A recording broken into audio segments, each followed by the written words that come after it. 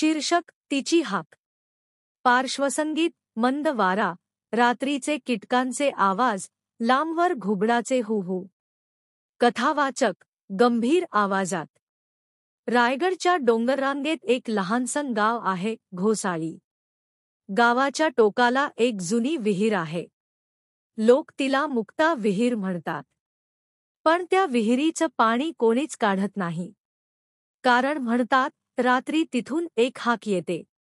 अरे थांब ना. दृश्य रात्र, ढगांनी झाकलेला चंद्र, वायाने पानं सळसळतात.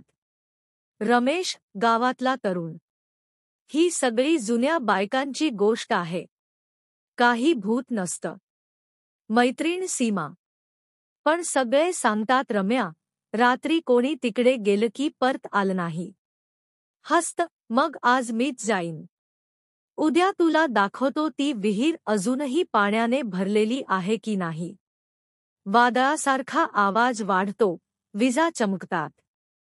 दृश्य रमेश हातात कंदील घेऊन विहिरीकडे जातो. कथावाचक. घड्याळात 12 वाजले होते. वारा गूढ कुजबुजत होता. आणि मग ती हाक पुन्हा ऐकू आली. स्त्रीचा मंद आवाज. अरे थांब ना. कंदील हलतो, पाण्याचा टपोरा आवाज येतो. रमेश. कोण आहे तिथे? सीमा तू का? तीच हाक पुन्हा. थांब ना. मला बाहेर काढ.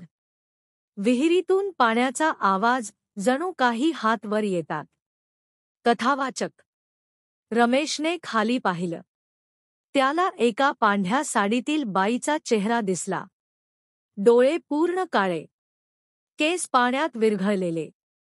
आणि तिच्या ओठांवर हलकं स्मित. थांब ना. मी तुझी वाट बघत होते. अचानक वारा वेगाने सुटतो, कंदील विझतो, अंधार पसरतो. पुढच्या सकाळी गाव. सीमा घाबरलेली. रम्या रात्री परत आलाच नाही. कथावाचक. गावक्यांनी शोध घेतला. विहिरीत फक्त त्याचा कंदील सापडला, पाण्यावर तरंगताना. पण रमेश नव्हता. त्या दिवसानंतर रात्री कुणालाही त्या विहिरीजवळ जायची हिंमत झाली नाही. पण कधी कधी त्या पाण्यातून अजूनही आवाज येतो. अरे थांब ना.